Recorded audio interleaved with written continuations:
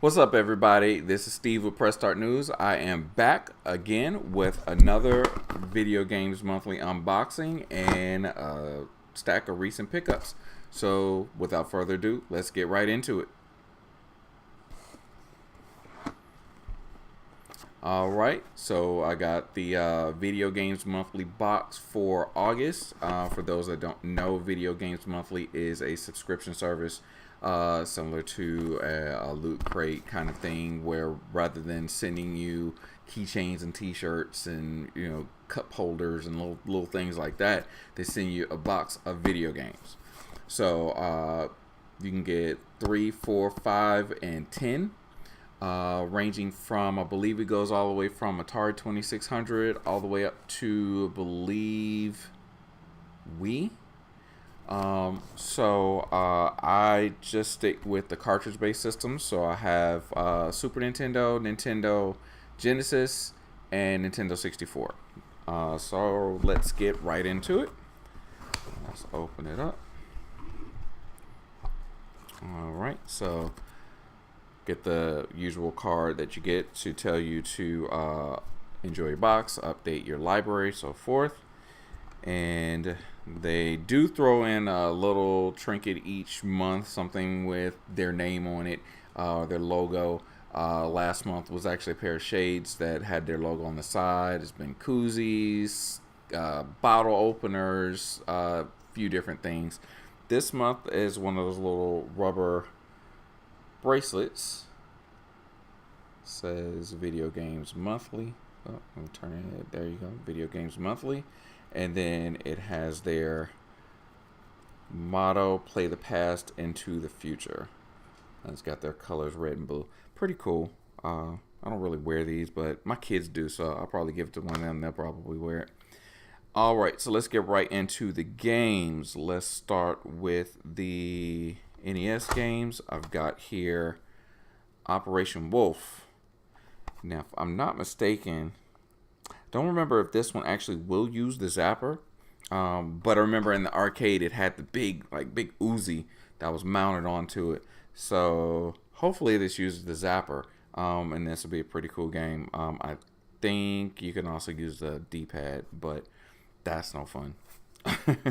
So I think I've actually looked at that a couple of times and almost picked it up, but it usually wants a little more than I want to pay for it. So I'm glad they sent that. Another one that they sent that I've actually considered getting a few times. There's a lot of light coming there. Mickey Mousecapade. And this is one of those Capcom. I think this was probably the first Capcom Nintendo game based off of Disney characters that they did, because this is probably the one that's probably the least good out of all of them. And not saying this is bad, but visually and gameplay wise, it's not as great as like some of the other ones. I can't think of any of them off the top of my head right now. But there's a bunch of Disney games that Capcom made over the course, like DuckTales. There's one, DuckTales, Chip and Dale. A lot of those. Those were all really, really good games, really classic. They just actually released a set called Saturday Morning or Saturday Afternoon collection, something like that.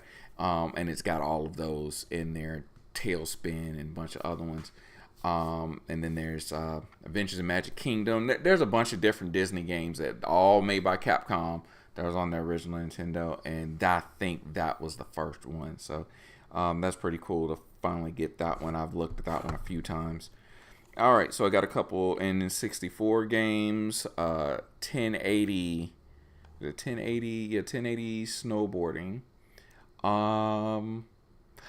I remember, of course, this game. I don't recall playing it much. I do remember trying it out, and never really been that big into snowboarding games, with the exception of SSX, mainly SSX Tricky. That's a great SSX game. If you've never played that one, give that one a try. That one is PS2, Xbox, and GameCube. Great snowboarding game. A lot of fun. You do all these different tricks, and it plays Run DMC's It's Tricky when you do certain tricks, so that's pretty cool. Yeah, the 1080. I don't think it's a bad game. It was something I never got into. But now that I've got a copy, I'll give it a shot, and maybe it'll grow on me at this point. That was a long, long time ago when that game came out. So, all right, next game, N64 Turok. So this is the original Turok. So previously I've showed you I got Turok 2, Turok 3. Now I've got the original, so I've got the full set now. So I think I'm gonna I haven't played one of them for a little bit, but I didn't really give a lot of time to it. I really wanted to get this one and start from the beginning because I never really got to fully play the first one, and I had never played the second and third one. So this would be cool to kind of just go through the whole series and watch it evolve and go through the whole thing. And last game, because I get the box of 5, is actually a boxed Genesis game. This one is Zero Tolerance. That's made by Accolade. So that's actually pretty cool. I don't recall this game. There's no manual. But the game is in good condition. Could use a little bit of a cleanup, but it's not, the label's not bad. But I don't remember this game actually. It's got some kind of almost like a first-person shooter, Doom type look to it. This will be interesting. I'll give this one a try for sure. Alright, so that's the Video Games Monthly box. And let's get into the pickups. Pickups this month are rather interesting. There's not a ton of them. I went a little bit conservatively this month. But there's definitely some interesting finds. First thing I want to show was I saw this in the Goodwill, and I don't really know I could do much with it, but I'm going to figure out if I can. But it's a Gravis Pad joystick. The reason why I got this, it's an old joystick. It has there's tape on it. It has an old game port connector on it, which most PCs these days don't have, as well as I don't even think Windows 10 detects it if you do. Doesn't know what to do with anything you plug into it. So I guess it's got some proper drivers to make it do it, but I'm gonna see if there's like some adapters and see if I can make this work. But the reason why I got it, aside from the nostalgia factor and nice clicky buttons, are the stick here is analog, and it has this dial here, so you can turn the dial in different directions, and the stick gets loose. You can see it easily turning in different directions. But if I go, you saw how I jumped, so it locks a little bit and it makes it tighter, and the more you tighten it, the stiffer it gets. So which is great when you're playing like a flight simulator type game. Then it's a little bit more loose. If you're playing something that needs a little bit quicker action, you can loosen it up. So it was always a pretty cool stick, and not many of them had that kind of range, and I don't think any of them actually did what this does. So I remember this, and I thought it was cool to see it, and it was cheap, so I got it. I think it was like $4, $5, something like that. I was like, why not? So I found this weird thrift store that actually got tape off the thing on my finger. So it was this weird thrift store I came across. I won't say it's weird. I almost didn't go in because it was designed, from the way that they were talking, it sounded like the place was like they had stuff for pets. It was like a thrift store with pet items.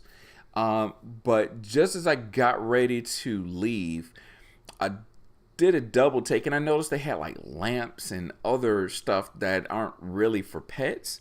So I just kind of did a double take on what it said, and it turns out it's just a regular thrift store, but the items that they have inside go to a animal shelter as donations. So this company that has this thrift store also has an animal shelter, so the money from the thrift store goes to the shelter, like nonprofit kind of thing. to help fund that. And I thought that that was pretty interesting, pretty cool. And went inside, and they did have a few games. Nothing really noteworthy that I wanted to really grab, other than they had a boxed Super Nintendo in there, which was kind of interesting. I think they wanted like $90 or something like that for it. Wasn't something I was looking for at the time. To spend that kind of money. But I did find one thing that was interesting in the display case that I've seen before and times going with my kids, like Toys R Us. And I always pass those little plug and plays. Never really wanted to get them, but now I kind of been coming across some of the plug and plays after I got like the Pac-Man one you can see over there, and of course the Atari Flashback. So kind of been looking at some of them to see if something different that's going on with them. So as a Star Wars fan, as you can see, I got the Star Wars plug and play. It's just shaped like the Millennium Falcon. Runs on batteries and just has a composite connection. But I looked it up and looked at some of the videos of some of the games, and there's actually a shoot 'em up that's in there that actually looked pretty cool, where it says a vertical shoot 'em up where you're controlling Millennium Falcon and shooting at TIE fighters and stuff like that. So that seemed pretty cool. At the very least, if nothing else was good in there, that probably be pretty fun. So for the, I think it was like either $5 or $10 or something like that. Actually, no, it was $10, and then they have this thing where if they date the sticker, and if that sticker is past a certain date, then you get a certain percentage off. And so with the percentage off I got with this, it came out to more like $6 or $7, something like that. So that was a pretty good deal. So yeah, so I went ahead and grabbed that, get that out the way.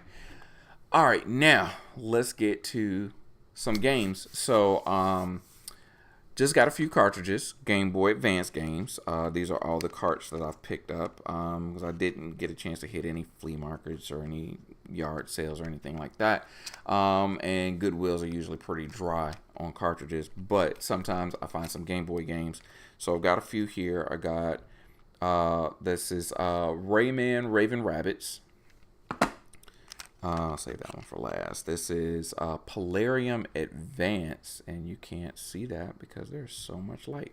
But it is Polarium Advance. This one is like a puzzle game that's made by Atlas. I looked it up because I'd never heard of this one, and it had some pretty good reviews, so I figured why not. It was like each one of these was like a couple bucks. And the gem out of all of it for me, Super Mario Advance 4, Super Mario Brothers 3. So Mario 3 fan. That's my favorite Mario. So I've got the cart on Nintendo, but it's always good to have a portable version. So those are the Game Boy games. And I've got some disc-based games here. So for the 360 Connect, this is not so much a game, but Your Shape Fitness Your Shape Fitness Evolved. This right here is a workout. Well, it's a game. There's games in it, but it's more of a fitness trainer. I've used it before, but I didn't have a copy of it anymore, and I really enjoy what this has to offer for that. Between this and then there's a UFC one. There's actually two Your Shape Fitnesses. If fitnesses, is that is that a real word? But this one, I mean, this is a really good one. So if you have a Connect for 360 and you want to get a workout in, it's got like cardio boxing in there, and set up a fitness trainer, and it was complete. So I figured why not go ahead and get that. Couple PS2 games. These two, they just kind of intrigued me. This one. I really like jet ski games. This one is Splashdown Rides Gone Wild. And so this one's made by THQ. Graphics look really good on it. And it's complete. So I figured, why not? The disc was in really good condition.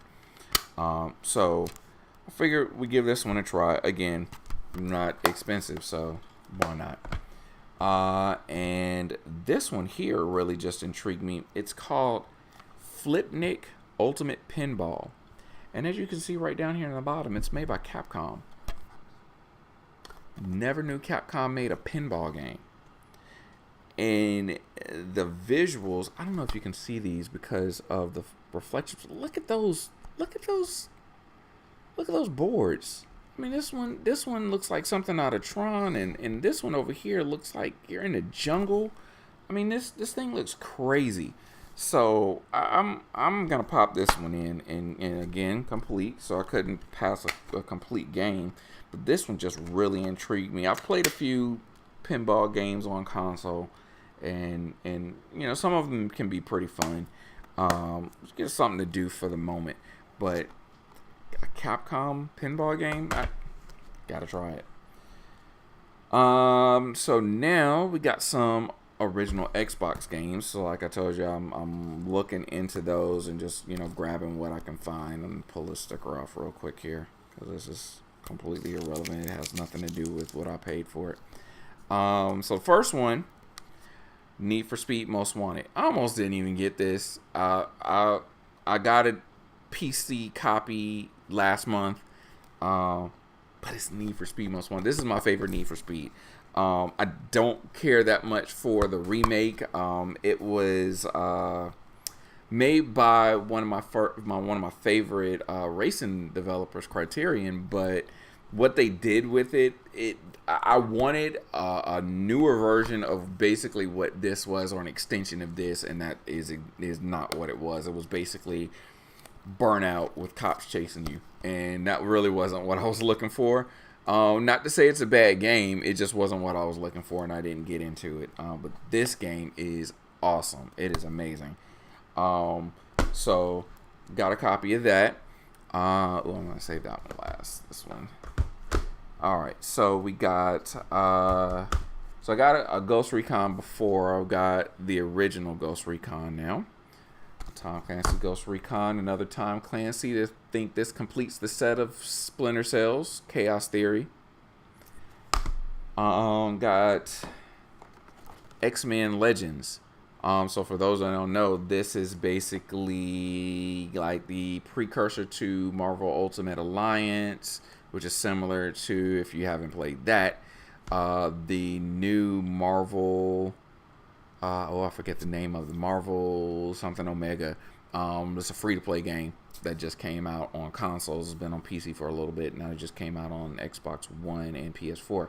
So it's kind of similar, top-down, kind of RPG style, MMO style, beat 'em up kind of thing, real-time. Kind of strategy. You level up your character, or give them different abilities and things like that, but it's still very action oriented. So a pretty cool game. And to go along with that one, we also have X-Men Legends 2 Rise of the Apocalypse. This one actually has cel shaded graphics. So it's basically a similar kind of game with, you know, upgrades, and a new story, different visuals, things like that, probably different characters and everything. Last Xbox game, which technically is actually two. It's one of the pack-in sets with Sega GT 2002, and the real reason why I got it, Jet Set Radio Future. Looking for this, I saw this and I snatched it immediately. I don't know who kept going in there dropping these games off. I think there's going to be just like a lot of people that's doing that. But I'm looking forward to see whatever I can find. They've got separate manuals that come in there, but they're all on the same disc. I thought they would be separate discs. I think some versions are. I'm not sure about that. But I'm happy to actually just have an actual disc-based copy. I'll still be looking probably for a copy of Jet Set Radio Future of just the disc by itself, just to have the separate version. Yeah, that's definitely a good one to have. The Soul GameCube game, I've been looking for this and the others that go along with the bongos, Donkey Konga. So this is the, and this is also complete. The little DVD is in really good condition. There's a little smudge on it I gotta clean off. This basically is a rhythm game. where you use the bongos. And if you remember videos back, I came up on 2 sets of bongos that were in the box. Now I've got one of the games to actually go with it. I'm still looking for Jungle Beat. That's the one that actually goes to one of the boxes. But the bongos work with all of them. They're all the same. A few PC games. We'll round out the set here. I've got Need for Speed Underground. So this was another really good Need for Speed game, and I know visually it will actually look like it does on the box when I actually install it and play it on the PC. As you can see, probably some of the better visuals there. But this was a really great game. This was also Xbox, PS1, I think on the GameCube as well. That era. So it is an older PC game, which Windows XP Millennium 2098 is all the ones that it says it works with.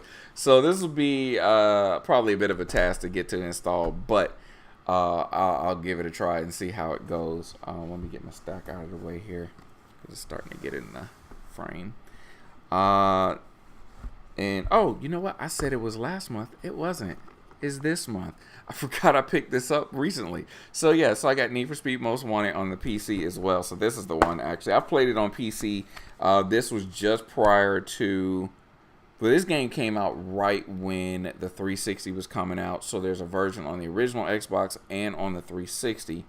So this was before they started really adopting the Xbox 360 controller as a default controller to work with a lot of games, and like where it just automatically detects that that's the controller you're using. So don't believe this game actually does pick up the 360 controller, but you can map it, and I have played it on PC before. It looks great on the PC. If you can play this version of Need for Speed Most Wanted, play the PC version or the 360 version. 360 version looks really good too. The PC version looks fantastic. And last and most certainly not least, I saved this one for last on purpose.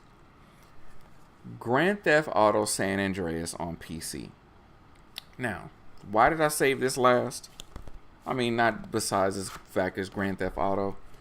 Because it's got the little cardboard sleeve, like most of the games do. This is the part. This is not a jewel case. This is a book. A hardcover book. It has the map inside. There's pages that are the manual as well as telling you other things about the city, and then the disc sits in the back. This thing is gorgeous. This took some work. It's got the songs.